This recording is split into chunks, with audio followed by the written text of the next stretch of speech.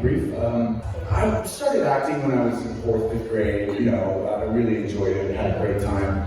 And then in high school, I found it again in a different way. It really rooted in me in a way, and I thought, you know, I really want to do this. So I went to my parents. I wanted to go straight to LA. My parents were like, let's go to college for a year. So ended up liking it anyway. I trained as an actor. I made some voiceover demos in undergrad, and then got an agent out of school and started auditioning for things.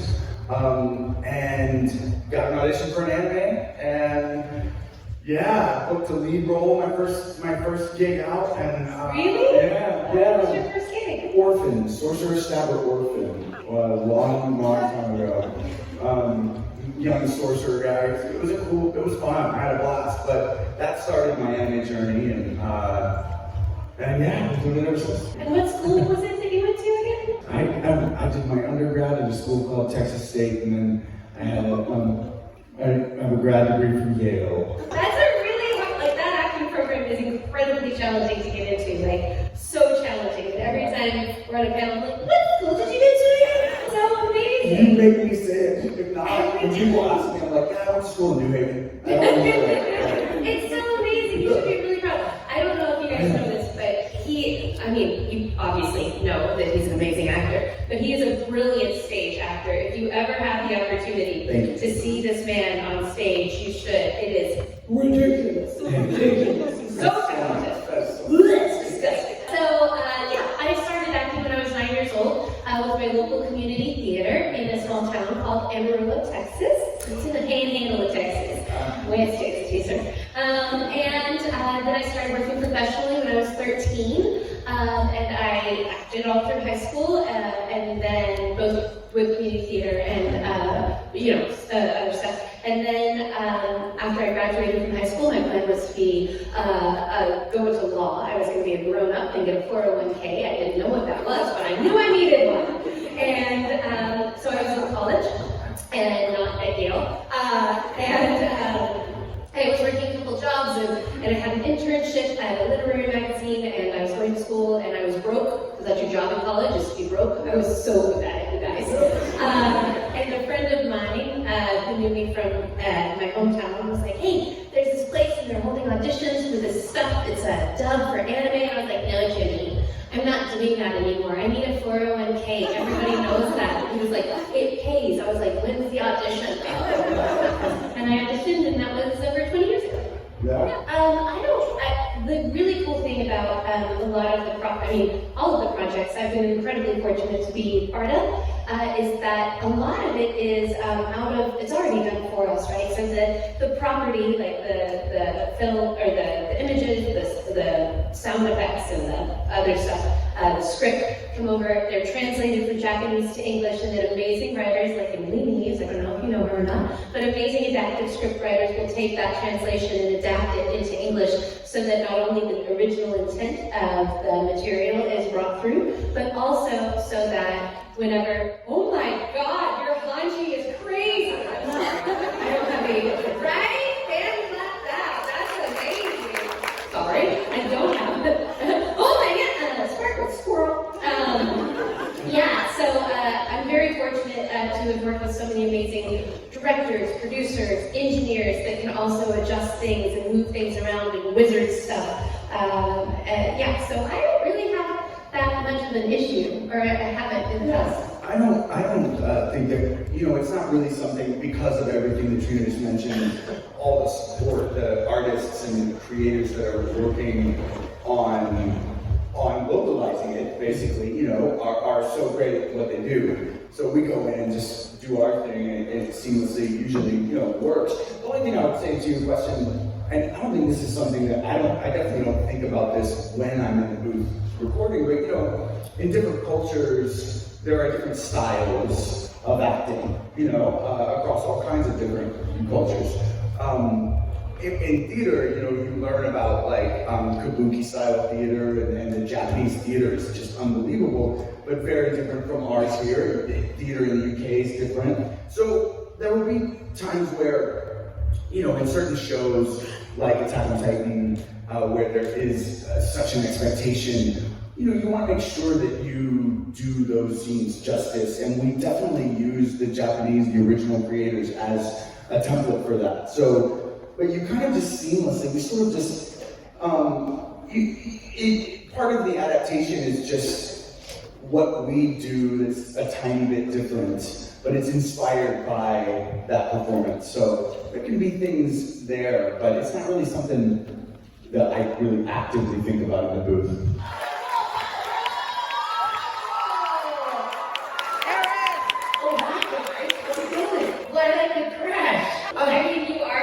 You crashed your panel? My own panel. I did it, guys. I crashed my own panel. Yes. A couple people showed up to meet me, and I talk way too much. So yeah, I'm a little late. Sorry about that. Dude, look at this hunting. Whoa. That's legit. Yeah, show people's reactions like that, that's legit. That's too legit. Too legit. Anybody? Yeah, I see what? I got 2. The 4 people in the room were around the 90s, Hey, you don't know that reference. You know that reference? Yeah. Oh my god, how old are you again? 12. I'm about to turn 15, Trina. My voice is aging the wrong direction. It's a weird Benjamin Button type of thing. It is actually. Oh, I'm gonna be crazy for that, especially. I'm so excited. Too legit to quit. I do this. Okay, alright. Ooh. Okay, we won't split. What scene was the most difficult for us to record? I mean, there's a number of them that were pretty challenging on my side, but I guess that there are a handful that stand out. I think like the most emotional scene, like the hardest one for me, it's in an episode called Scream, funny enough. Trina and I were actually together right before I recorded this episode. We were at a convention on a panel, and she had already recorded her side of the scene. You guys might not know this, but it's one person at a time in the booth. So even though we're talking to each other, we're not in the booth at the same time. Aaron has these like really rough emotions. He just witnessed someone he really cares about die right in front of him in a terrible way. Spoiler, sorry. And he's like laughing and crying and going through this really strange emotion. And my method through the entire series was to feel what Aaron was feeling. So season 1, when he bites his hand, I bit my hand so hard I left bruises. So I wanted all of that pain and all of that suffering to live with me. And I was really fortunate to work with a cast that was so incredible, with a director like Mike McFarland and castmates like these guys that, help you go to those dark places. So I was on this panel with Trina just before I recorded, and she was like, oh, it's gonna be so tough next week. And it was. I left the booth feeling that pain for quite some time, and it wasn't until Trina actually pulled me out of that funk, very similar to how Mikasa kind of pulls Aaron back into reality, that I was truly myself again. So yeah, if you go back and watch that scene, just know I'm suffering with Aaron too. I think the toughest scene that I recorded, actually, by show of hands, who has finished Attack on Titan? Okay, by show of hands, okay, by show of hands, who has not finished the show? Okay. By show of hands, who has never seen Attack on Titan?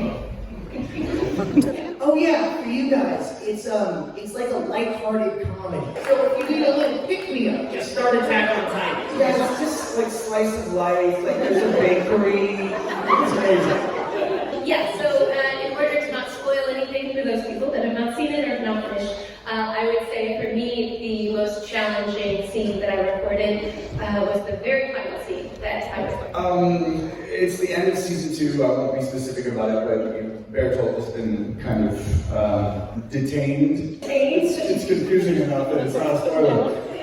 And he's pretty emotional, and he's kind of pleading, and it was a really so it's hard to answer the question because there are different certain things are hard in different ways. Like something can be technically hard, vocally hard, emotionally hard.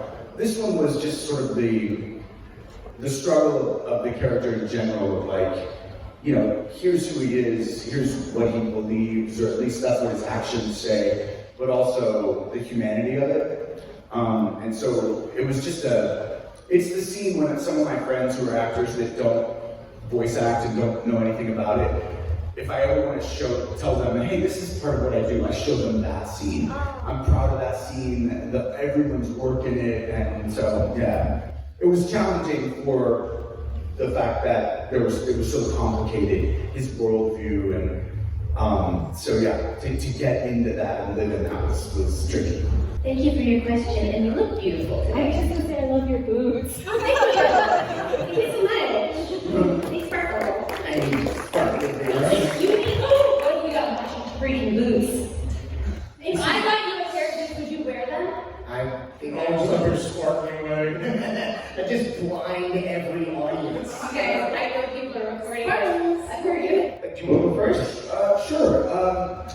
Yeah, it was a great opportunity to be able to be in that. The art style, you know, The music always the music, yeah. It was, you know, you really only see him in some of those, in the opening at least, on the big screen where he's kind of giving this report. So it was weird to be like sort of this villain, but kind of an absent villain in a way, you know what I mean? Like, he's there and then he pops up, but the whole action of the story is around this drug that he's created when it's done to people, and so it was powerful, but kind of disjointed in a way, you know, which pays off in the end. And my question was, how did I find myself in all of these awesome shows? I don't know. If I knew the answer, I would work more than I do now. I love Sword Art Online. I try to bring something personal to every single role. And with Kirito, all of the lines that he says to Asuna are like, I'm talking to my wife. So hopefully that comes through as authentic and real. I mean, if you're asking like why I've done this, I mean, you mentioned my dad. My drive was really to carry on the torch for him. I didn't think that was going to work. He was incredible. He was awesome, larger than life. And, yeah, I thought I was going to go to law school.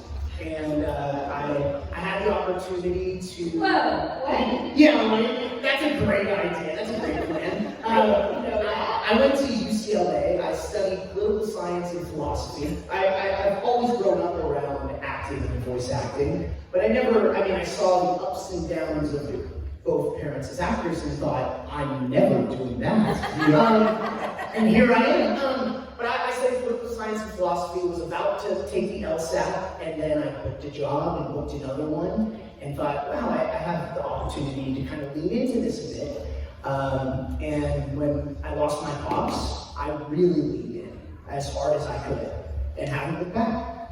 You have to tell the story about how you started, because we told ours. But Oh, yes. So, my dad was working on a show called Power Rangers when I was 8. You guys know that one? Yeah. He played Rito Revolta, the skeleton dude in the show. A bunch of the monsters, and I used to love to watch him work. And at the end of one of the sessions, they needed a kid's voice, and he was like, he's a kid, throw him a move! And that's how I started. Random guy on Power Rangers. No, they were not like, you should be an actor. They were like, you see what this is? Because at these events, you really do see the success that actors have. And, you know, I'm so fortunate for my lot in this world. But what you don't see is the graveyard of failures. And there are so many. I mean, our outboxes, and I know it's all of us, are so many opportunities that we weren't cast at. Really, our job is driving to Disneyland. You're just stuck in traffic forever. But any day you get to work on these shows, it's like you're at Disneyland. It is so incredibly fun, and that's what keeps me in traffic. But most of the time, you never make it to Disney. Yes. Most of the time, your car has no wheels. Good luck for days, months, years. So true, so true. Great graveyard. A graveyard. Yes, a graveyard of failures. But if you keep crawling your way, you'll eventually make it to Disneyland, and all that hard work is worth it.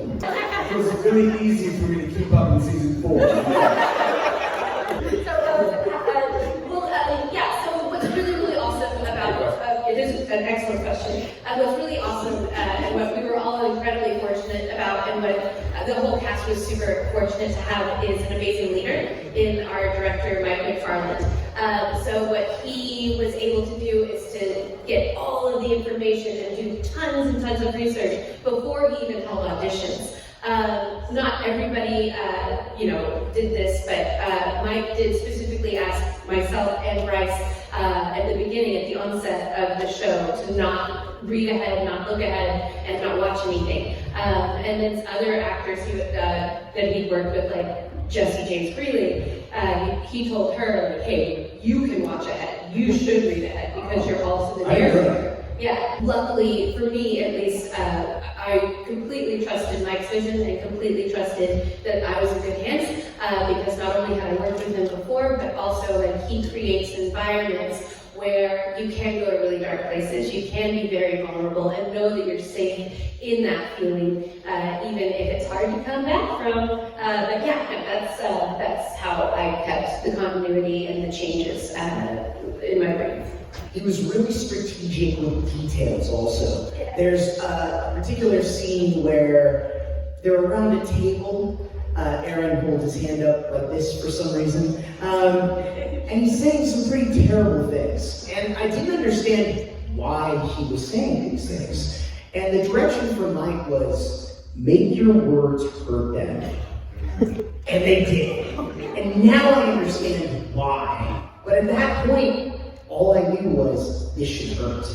But like, Mike is such a great director, and that's a perfect example of, he gave like an active, like something you can pursue. And so, like, even if you don't know the full weight of what that means, you can do that thing really specifically. To piggyback, Mike is one of those directors where you just trust him, and so it's really easy because he's going to guide you in the way that is best for the story. Yeah, I think too, in combination with the director, for me, if I'm truthful and authentic and in the right spot for each scene, then that journey will almost in a way take care of itself, along with being guided by the director. You can't do it without that. But so yeah, that's my thing, is like, if I'm truthful in that moment, and the next moment, and the next moment, then season 1 Berto will be a lot better than season 4 Berto. But it'll be right. It'll be right. You know, Steve would love that. He killed all the time. Yes. He's the only one that would enjoy himself in that role. Giant naked fleshy You have a good time. You'd be like, why is everybody so distraught? This is amazing. I landed in a magical place with swords and naked people I can touch with them. Ooh. I don't think I should actually answer that. I just want to go watch that. I feel like they would have been much better off if Yeah. No, it's good. Y'all can hear me, right? Yeah, we're fine.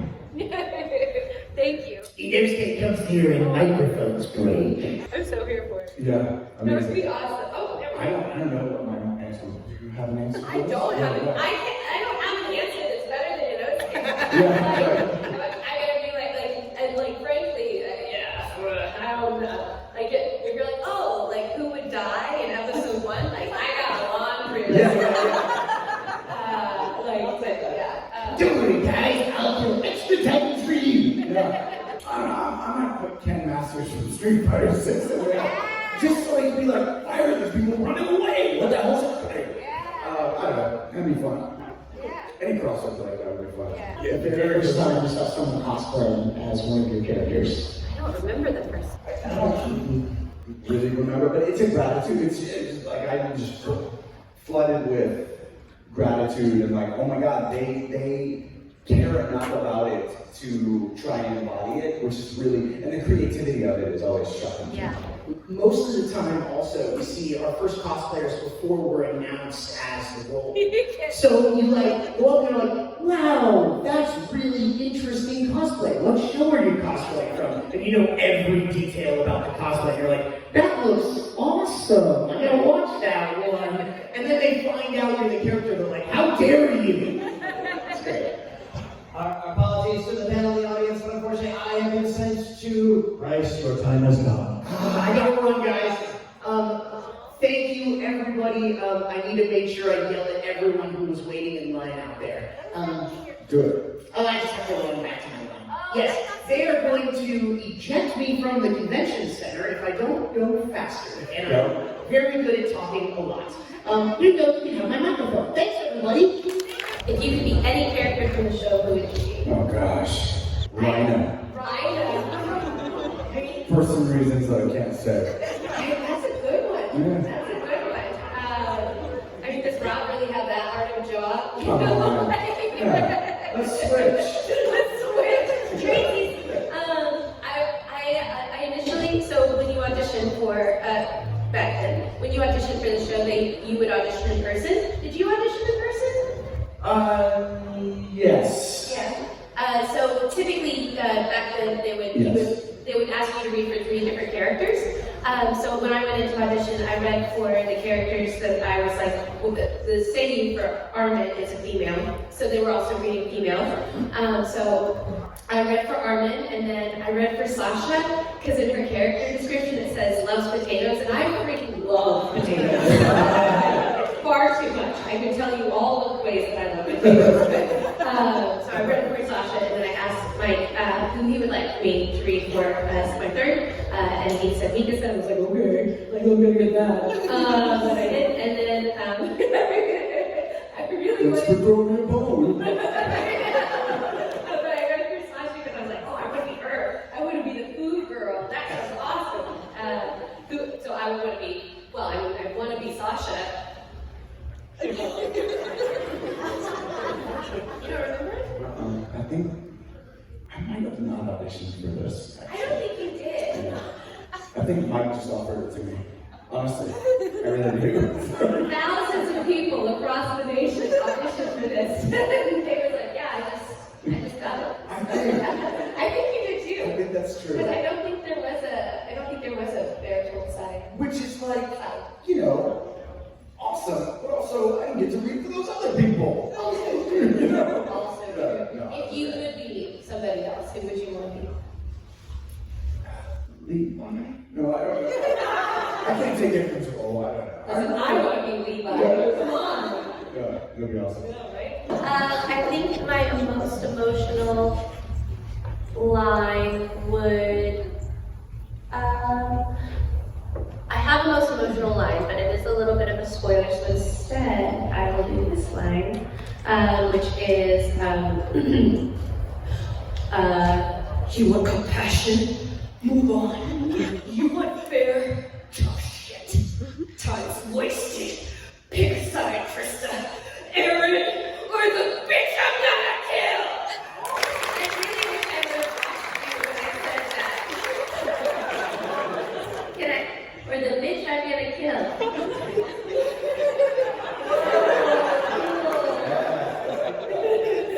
Do you have a favorite line? Yeah, I don't know if I can do it right now, but yeah, I think one of the most emotional is from that scene I was talking about, and he's sort of pleading, and it's something like this. You think this is what we aspire to be? Whoa! Can we give a quick round of applause for this amazing so you can have any Titan power, but you die after how many years?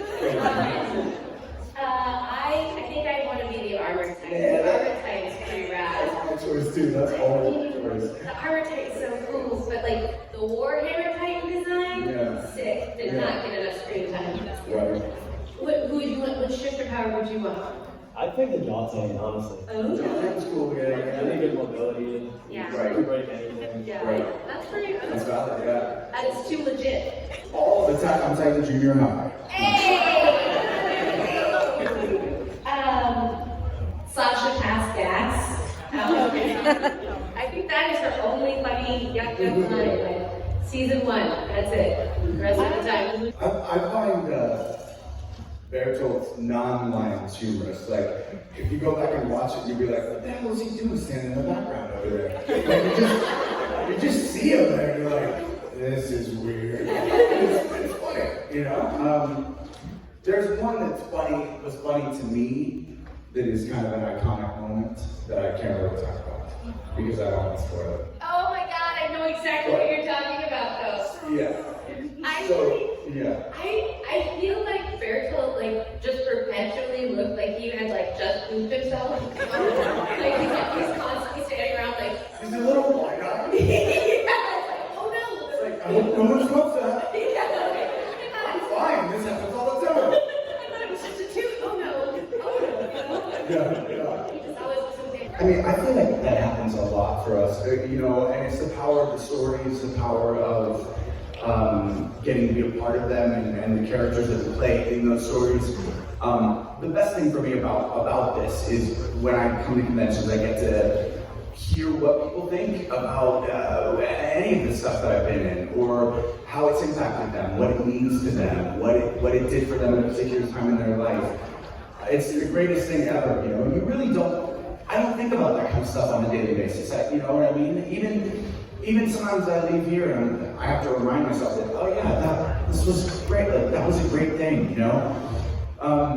That interaction, I don't even know. We don't even have enough time to talk about it, but it was amazing. It was beautiful. It was lovely. The whole entire family. I got to meet them and hang out with them a little bit and just.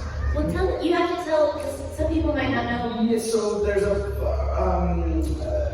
little girl that has a birthmark that is almost identical to Shoujo Todoroki's.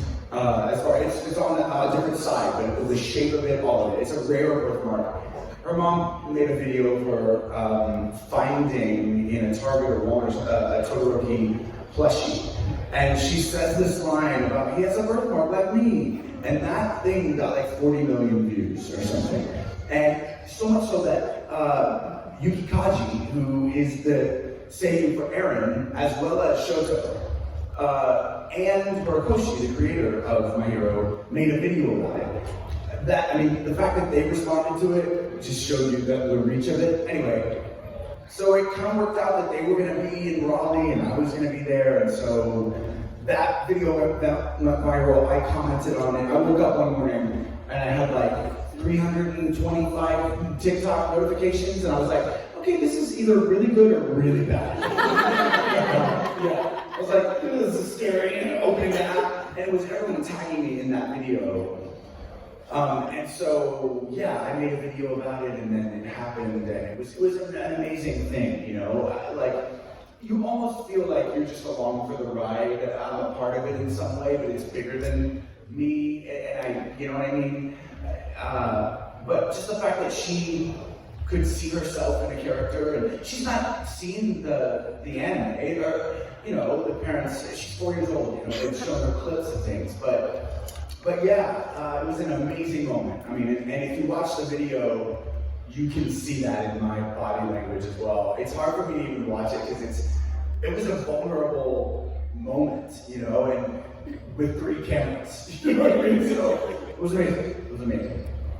There's so many things about this gig that look glamorous, and there's so many things that, you know, 15 years ago, 20 years ago, anime wasn't respected as an art or as a genre as it is now, and that is largely because of people like you guys. Because you watch the shows and you watch the dubs and you respond and you see something in these characters that you relate to or in these stories. But what I love about anime is that it really, I feel like it is a kind of genre, not gonna brag, get it together, Nishimura. It's a genre where people can experience and view some really hard truths about humanity and society and, you know, the world. and it allows you to be sad.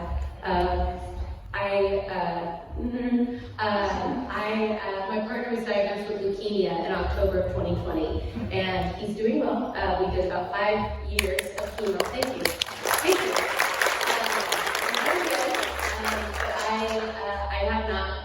I have been vocal about our journey because it has been really hard. And a young woman who was in her teens came up to me and told me that she too had leukemia and had been going through treatment, and that had heard that, you know, I also had a family member, and so Attack on Titan became her comfort show.